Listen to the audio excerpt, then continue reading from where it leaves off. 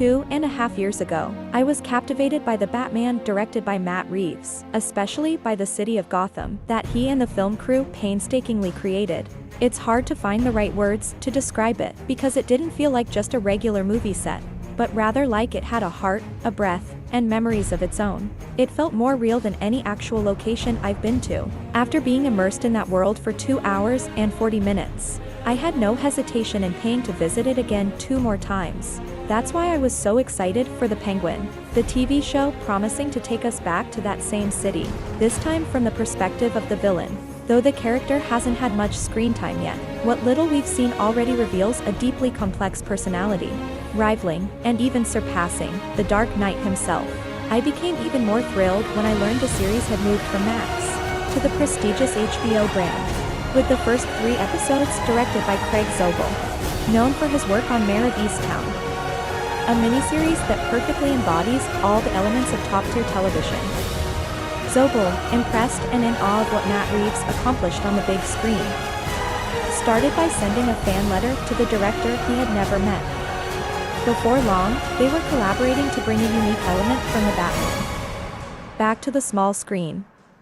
And now, as we witness the opening moments of the first episode, it's clear that something special is unfolding. I can confidently say that in this regard, The Penguin has been a huge success. The biggest remaining challenge is how to explore and develop Oswald Cobblepot, a character I've already described as highly complex, but making him the central figure of an 8-hour-long story is a different challenge altogether. After all, who wants to spend that much time with a grotesque, thoroughly unlikable person? How do you make him someone we can empathize with, without feeling like the story is just whitewashing what we've seen of him before? That's the main task for Craig Zobel, Colin Farrell, and the team in the series' opening episode.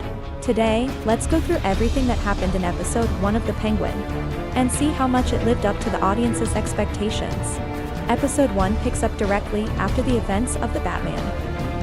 Starting in the ruins and chaos of a city submerged by floodwaters, hunger has led to riots, and ambitious criminals like Oswald Cobblepot are trying to rise through the ranks.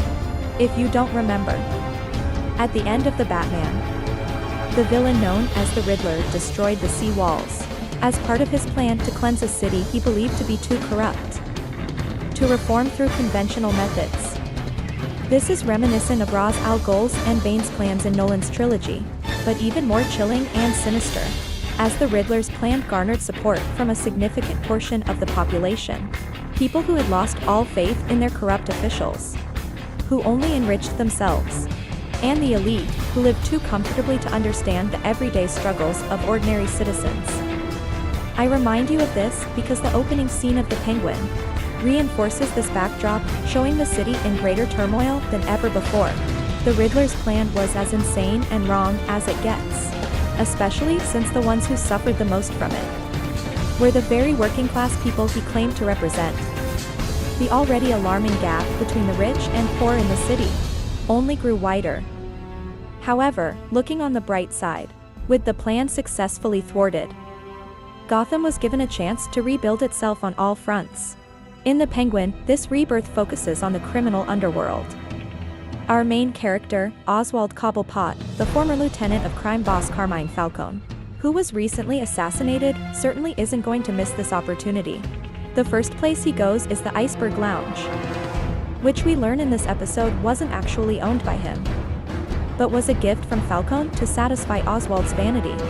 A further sign of his fatal flaw, his pride, can be seen in his brand new, shiny purple Maserati, with a temporary license plate, as his previous car, a similar model, was destroyed during the intense car chase with Batman not long before, with his umbrella in hand and his signature waddle.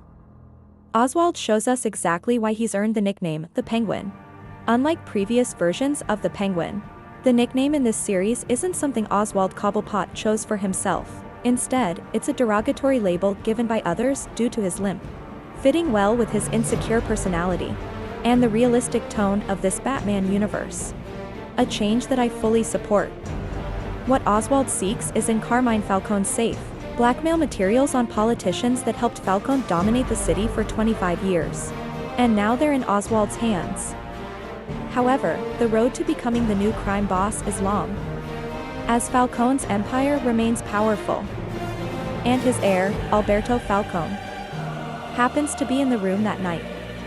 When he sees Falcone's son, Oswald immediately acts the loyal servant as if nothing had happened, so convincingly that even though Alberto surely knows it's an act, he says nothing. But in their world, treachery and deception are expected, practically a rule, and no one is selfless. What's important is knowing where you stand. And right now, Alberto needs Oswald. With a bit of alcohol in his system, Alberto starts opening up to Oswald about plans to bring in a new drug to Gotham. He then reflects on the pressures of becoming the new crime boss. Oswald's response reveals much about his true nature, as he shares stories of Rex Calapacy, a comic book character. Rex was once Gotham's top crime lord before being replaced by Carmine Falcone. In the film, however, Rex is portrayed as a small-time boss in Oswald's old neighborhood, so beloved that the community held a festival in his honor after his death. Unlike Falcone, Rex's power wasn't his ultimate goal. It was merely a means to fulfill a much simpler dream: to be well-liked by people. For Alberto, this dream seems laughable, but his mistake was openly mocking it in front of Oswald, a man with immense pride. It's crucial to remember that Oswald once nearly shot Falcone for a mere insult. And this time, there was no one around to stop him. Outside, Oswald finds a group of young men trying to steal his car, leading him to capture 17-year-old Victor Aguilar, forcing him to help dispose of Alberto's body. Thus begins the complex mentor-mentee relationship between Oswald and Victor, eerily similar to the way Walter White threatened Jesse in Breaking Bad. Victor's youth and naivety play a key role in bridging the audience's understanding of Gotham's underworld, and offering deeper insight into Oswald's character. This sequence further showcases Oswald's complex personality. After disposing of Alberto's body, Oswald politely greets two transgender sex workers, a subtle moment that reflects his learned respect for people, regardless of background or appearance. These small interactions, such as how he treats his employees without regard for their race, and refuses to sit in a priority seat for the disabled, show that Oswald has absorbed some of the lessons from his former boss, Rex Calapacy. Aware that he will likely be the prime suspect in Alberto's death, Oswald seeks an alibi from his lover, Eve Carlo. Her last name draws a connection to another character in the Batman universe, Basil Carlo, the real identity of the villain Clayface. However, it's unlikely that the Batman universe will feature the shape-shifting Clayface, as we know him from the comics, given Matt Reeves' commitment to a more grounded, realistic world. A plausible guess is that it will be skilled in makeup and disguise, hinting at a significant role in future episodes. The plot thickens as Oswald and Victor hide Alberto's body in a junkyard. Viewers may wonder why Oswald spares Victor, but this is not a spur-of-the-moment decision. Oswald, being a master manipulator with grand ambitions, sees potential in Victor as a loyal apprentice. Additionally, Oswald is a deeply lonely figure, and it's possible he genuinely feels a connection with the young man. This dynamic suggests a growing bond between the two, much like the one seen between Walter White and Jesse Pinkman in Breaking Bad. In this part of the story, we delve further into Oswald's personal and professional life, shedding light on his complex character and the challenges he faces. First, we visit his apartment in the Diamond District, which gives us a more intimate look at his life. The apartment, previously a jewelry repair shop, is now Oswald's home. The design of the space reflects different aspects of his personality. The cold, calculating steel door to his bedroom symbolizes the ruthlessness required for his work, while the warm-toned brick walls represent the softer side he shows to those he cares about, like Victor and Eve. Additionally, the apartment's location, neither too high nor too low, mirrors Oswald's current status in the criminal underworld. Still climbing, but not at the top yet. We then shift to Oswald's drug operation, where problems begin to surface. Only 30% of his product has been recovered from a recent flood, and his gang is under attack from rivals. To add to his woes, he's summoned to the Fulton Mansion, where he's ordered to shut down his factory, so the Fulton gang can relocate operations to a safer location. Oswald, not wanting to lose control, cleverly takes over Alberto's drug import plan, presenting it as his own.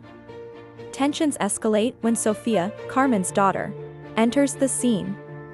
Sofia, recently released from prison after a series of murders that earned her the nickname Hangman Killer, is clearly a dangerous player. There's a history of betrayal between her and Oswald. He was the one who tipped off Carmen, leading to her imprisonment in Arkham. Although their conversation is outwardly polite, there's an underlying animosity. And it's clear that unresolved grudges linger. The situation becomes more precarious when Sofia hints that the drug import plan was a secret known only to her and Alberto. And the last place Alberto was seen before his disappearance was Oswald's nightclub. While Oswald manages to talk his way out of immediate danger, he knows Sofia is close to uncovering the truth, and it's only a matter of time before she realizes his role in Alberto's death. Oswald understands that both he and his loved ones are at risk, with the stakes growing ever higher. In this sequence, the story shifts focus to Oswald's family dynamics, particularly his relationship with his mother and the complications that arise from it. Oswald, along with Vic, visits his mother, Frances Corp, who suffers from memory loss and still believes her 3 children are little girls. Despite her condition, she proves to be perceptive and confronts Oswald about his life choices, rather than scolding him for his violent actions. She surprisingly endorses his killing of a Toto and encourages him to aim for greater power. This unusual mother-son relationship echoes themes from classic mob narratives, reminiscent of the complex dynamics between Tony and Lydia Soprano. As Oswald grapples with the ramifications of his mother's encouragement, he also devises a plan to exonerate himself from past accusations. He seeks to frame Sabata Murani, an enemy who once was the top boss in the cotton crime syndicate, before being betrayed and imprisoned. Oswald knows that Murani would be tempted by a chance at revenge, leading him to propose a deal that Murani would find hard to refuse. However, Murani is suspicious, suspecting that Oswald may have orchestrated his earlier downfall, and he ultimately declines the offer. Despite Murani's refusal, Oswald remains confident, asserting that he will return. He also retrieves a ring that he took from Alberto's corpse, further connecting the threads of betrayal and revenge in his narrative. Upon returning to his apartment, Oswald finds Sofia and her henchmen waiting for him, which leads to a tense confrontation. A chase ensues, culminating in a struggle with one of Sofia's goons. Though Oswald initially gains the upper hand, he is eventually knocked unconscious by another assailant. The scene shifts to the Fulton mansion, where Oswald is stripped of his clothing, invoking the humiliation that Sofia had once faced at the hands of their captors. This mirrored vulnerability adds layers to both characters, emphasizing the cyclical nature of their violent lives, and the lengths they will go to in the pursuit of power and revenge. In the morning at Arkham, Sofia reveals that Avento was the only person who visited her weekly, and never stopped fighting for her. She has a witness, a friend of Vic, and when OX denies any wrongdoing, Sofia kills him without hesitation, indicating a deep personal vendetta. If OX can't prove his innocence, he faces a horrific death. Suddenly, a vehicle crashes into the mansion, leaving GA's foot trapped under a brick, and revealing Alberto's body in the coupe. Alberto's severed finger wearing a ring is a chilling detail, and a menacing message is carved into the coupe's door. Sofia screams in agony as OX smiles, knowing his plan has succeeded because Vic has fulfilled his mission. Alberto's body is surprisingly intact for a mafia hit, leading Sofia to believe Neroni is the culprit, sparing OX. Outside a grocery store in their old neighborhood, OX officially takes Vic as his apprentice, and they enjoy a drink together, reminiscent of a suggestion made earlier in the episode. The episode concludes with Dolly Parton's upbeat song, contrasting the darker themes. The narrator reflects on the promising start of the Penway, recognizing its potential to become a premier series, highlighting its deep characters and intricate world building that reflect modern societal issues. Despite being set in the Batman universe, The narrator believes the story stands on its own merits. As a Batman fan, they feel that the Penway meets all their expectations and feels like a worthy response to the struggles faced by DC fans over the years. The narrator concludes by reiterating their belief that the Penway brings a fresh perspective to its genre. They ask viewers for their opinions on the series, specifically wondering if future episodes will feature the return of any characters from the Batman, such as Mayor Valeria, Police Chief Golden, or even more distant characters like Butsuin.